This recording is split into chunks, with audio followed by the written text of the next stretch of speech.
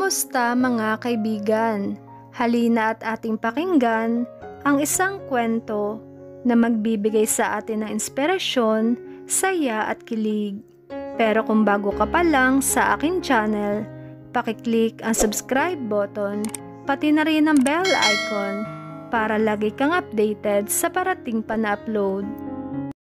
Anak, patawarin mo ako sa mga nagawa ko sa inyo ng nanay mo. Walang araw na hindi kita iniisip. Sobrang nakonsensya ako sa pag-iwan ko sa inyo noon. Gusto kong umuwi pero natakot ako. Panayang iyak ni Karen habang nakikinig sa kwento ng kanyang ama. Maya-maya lang ay dumating na ang tinawag nilang pulis para dalhin si Joaquin sa presinto. Ang katawan naman ni Ashley ay dinala sa punerarya. Labis ang pag-alala ni Nanay Divina para sa dating asawa. May sakit na nga ito tapos ngayon ay makukulong pa. Tay, dadalawin ko po kayo sa kulungan araw-araw. Pinapatawad ko na po kayo. Ang laki ng sakripisyo mo para sa amin ni Tristan. Maraming salamat sa ginawa mo para sa akin.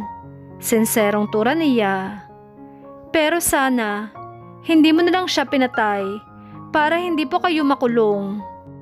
Anak, hindi niya kayo titigilan kung hindi ko gagawin yun. Ako ang mas higit na nakakakilala sa kanya. Seryosong sambit nito. Gagawin niya ang gusto niya kahit ba'y mapahamak pa. Natatakot ako na baka pag wala na ako ay saktan niya kayo ng apo ko. Gusto ko lang na tahimik ang buhay niyo at walang nanggugulo. Tama lang na nawala si Ashley dahil may sakit din siya sa utak. Baka ubusin niya kayo, makuha lang ang gusto niya. Pero paano po kayo? Niyakap niya ng mahigpit sa Joaquin saka humagulhol ng iyak. Niyakap din ni Nanay Divina ang mag-ama dahil sa kalungkutang namumuo sa paligid. Hindi mapigilang mapaluha ni Tristan at Beth habang pinapanood ang kanilang pamilya. Karen, pumasok ka sa kwarto ko. May malaking kahon na nakapatong sa ibabaw ng lamesa. Kunin mo yon at buksan. Para sa'yo yon, anak. Hinawakan na ng mga pulis si Joaquin para dalhin sa presinto. Sir, wag niyo naman po siyang lagyan ng posas. Kusa naman siyang sumuko, di ba? Pakiusap ni Karen nang akmang ilalagay na ang posas sa mga kamay ni Tatay Joaquin.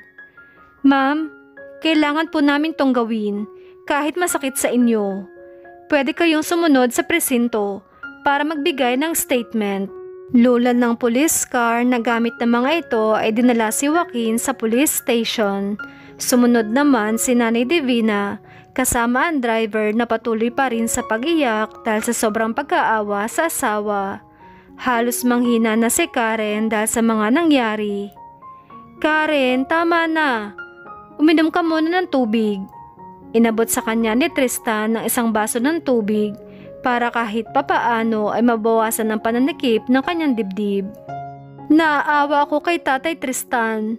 Nagawa niyang kumitil ng buhay nang dahil sa akin. Alam ko masakit din sa kanya na mawala si Ashley dahil anak niya pa rin yun. Madamdaming saad ni Karen. Kahit hindi niya yun kadugo, alam ko nasasaktan siya. Pero mas pinili niya akong protektahan. Naiintindihan kita, Karen. At alam kong ginawa yun ni Tatay para sa atin. Tahan na. Hayaan mo.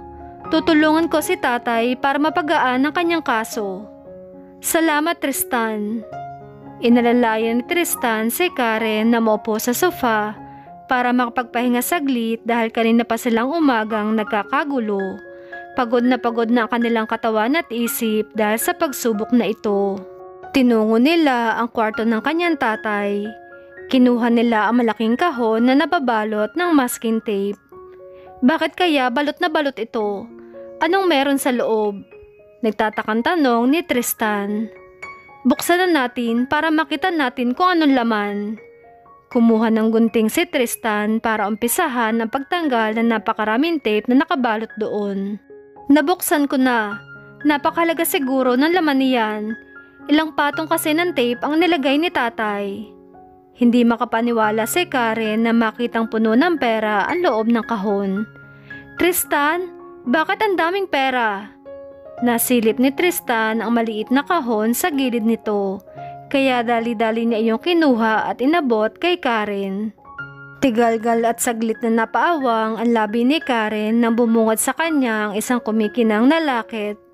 Ang laman ay maliit na litrato ng isang sanggol na may nakasulat na Karen at sa kabila naman ay larawan ng kanyang tatay.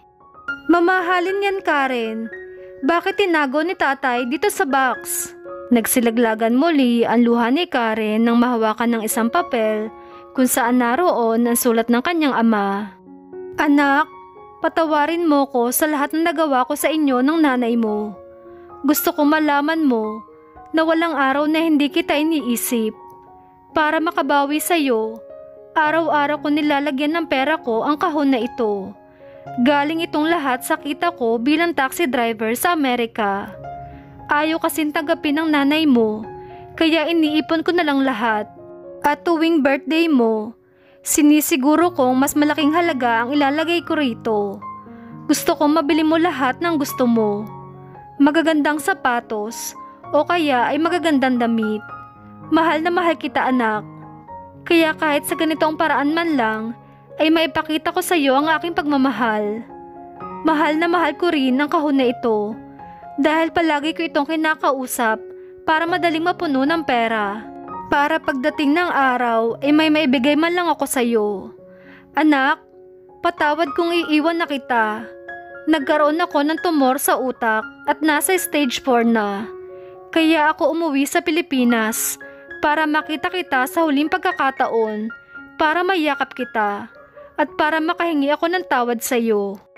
Sa oras na mahawakan mo ang kahon na ito, baka nasa langit na ako, anak.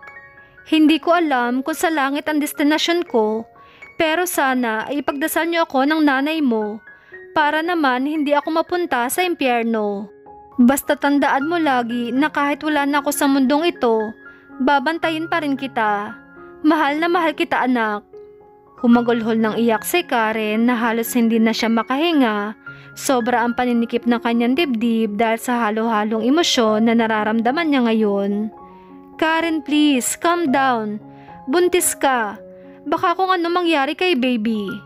Nag-aalalang sambit ni Tristan habang nakaalalay sa kanya. "Kailangan nating puntahan si tatay, please. Gusto ko malaman kung okay lang ba siya." "Gabi na, Karen. Magpahinga ka muna. Tawagan na lang natin si nanay para makasigurado tayo na okay si tatay. Magpahinga ka na, ako nang bahala." "Pero kailangan ako ng tatay ko. Puntahan natin siya." "Paano kung may masamang mangyari kay tatay? Hindi ko mapapatawad ang sarili ko." "Karen, kailangan mo ng pahinga. Ako na lang ang aalis. Pupuntahan ko sila sa police station. Tatawagan na lang kita, okay? Baka ma-stress ka." Iniwan ni Tristan si Karen para puntahan si Nanay Divina at Tatay Joaquin sa presinto. "Nay, ano po nangyari kay tatay? Bakit po siya nakahiga sa kabaong?" Halos mahimatay si Karen sa sobrang lungkot. Hindi niya magawang tingnan ang kanyang tatay na nakaratay sa loob ng kabaong. "Anak, hindi niya nakayanan. Alam niyang mamamatay na siya. Nawalan siya ng malay pagdating namin sa presinto. Dinala pa namin siya sa ospital pero hindi niya nakayanan. Hindi na siya gumising pa." Puno ng pagdadalamhati na tura nito. "Bakit niya ako iniwan? Hindi ko man lang nasabi sa kanya kung gaano ko siya kamahal. Hindi man lang ako nakapagpasalamat sa kanya. Hindi ko man lang nasabi sa kanya na proud ako na siya ang naging tatay ko. Ni hindi man lang ako nakapag-sorry sa masasakit na salitang binitawan ko sa kanya." Walang tigil ang pagtulo ng mga luha ni Karen. Niyakap siya ng kanyang nanay para maibsan ang sakit na kanyang nararamdaman. "Anak, pareho tayong nasasaktan. Kasalanan ko ang lahat dahil hindi ko siya pinatawad nung gusto niyang umuwi sa atin. Hindi ko man lang pinakinggan ang kanyang paliwanag. Pinagsisisihan ko ang lahat. Ngayong nakahiga na siya sa kabaong, saka ko lang naramdaman ang totoong sakit." Napuno ng kalungkutan ang puso nilang mag-ina dahil sa labis na pagsisisi. Ngayon, dalawa na sila ni Ashley na ililibing. Kung nagawa niya mang patayin si Ashley, yun ay dahil gusto niya lang tayong protektahan laban dito. Dahil alam niyang may sakit ito sa utak. Gusto nito tayong gantihan dahil sa pagkamatay ng kanyang mama at kay Joaquin ito sinisisi ang lahat. Mahal na mahal niya tayo, anak. Gusto niya tayong iligtas sa huling pagkakataon, kaya sinugal niya ang kanyang kaluluwa. Ipagdasal na lang natin siya.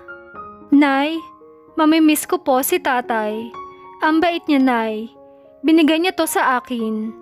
Pinakita niya ang suot na lakit at kahon na binigay nito sa kanya. Mula pa nung maliit ako, iniipon niya na ang pera para sa akin. Pangmatrikula, birthday gift, lahat nakalagay dito. Ayaw niya raw po kasing tumanggap ng pera na galing sa kanya. Napaiyak si Nanay Divina nang makita ang laman ng kahon. Ang bait po ni tatay. Ang sabi niya po sa sulat, walang araw na hindi niya tayo naiisip. Mahal niya tayo. Pero huli na po ang lahat. Hindi ko na po masusuklian ang pagmamahal niya sa akin. Buong buhay ko po, puro galit ang nararamdaman ko para sa kanya. Kasi ang sabi niyo, iniwan niya tayo at may iba na siyang pamilya. Anak, tama na. Napatawad ka na ng tatay mo.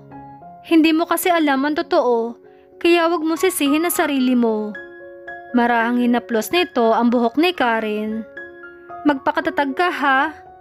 May bata sa tiyan mo, kaya hindi ka pwedeng panghinaan ng loob. Lumaban ka, anak.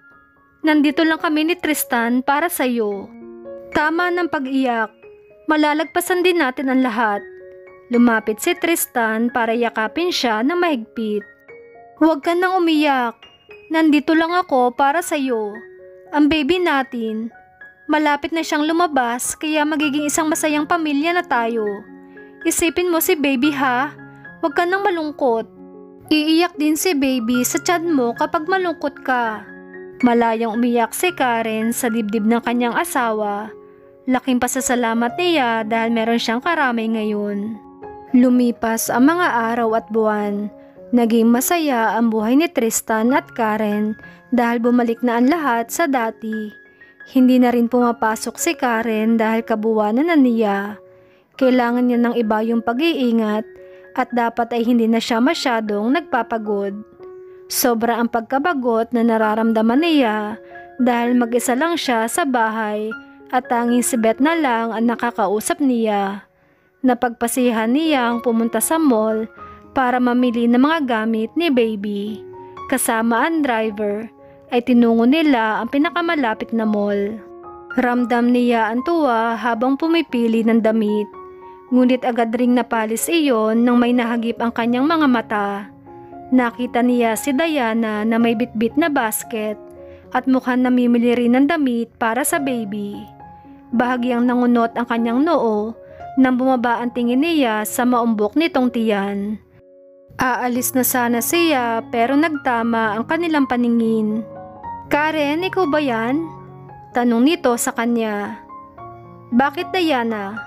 Nakalimutan mo na ba ang mukha ko? Ang bilis mo namang makalimot. Wala ka pa rin pinagbago. Magaspang pa rin ang ugali mo. Nakangising tura nito. Nakalimutan mo na ba ang kasalanan mo sa akin? Wala akong kasalanan sa'yo. At kahit kailan, wala akong ginawang mali sa'yo. Nagmahal lang ako at ang pagkakaalam ko, hindi kasalanan ang magmahal.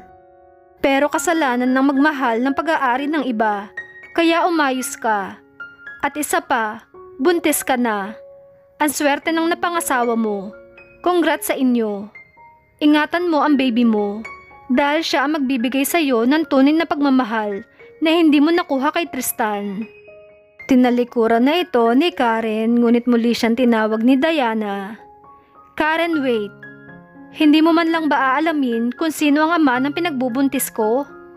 Nakangiting tanong nito sa kanya. Hindi ako interesado, Diana. Ang mahalaga sa akin, happy ka na kasama ang iyong asawa at kakalimutan ko na ang lahat ng atraso mo sa akin. Mag-move on na tayo. Magkakaanak na rin kami ni Tristan. Ganon ba, Karen? Wait, may tatawagan lang ako. Ipapakilala ko sa iyo ang ama ng anak ko.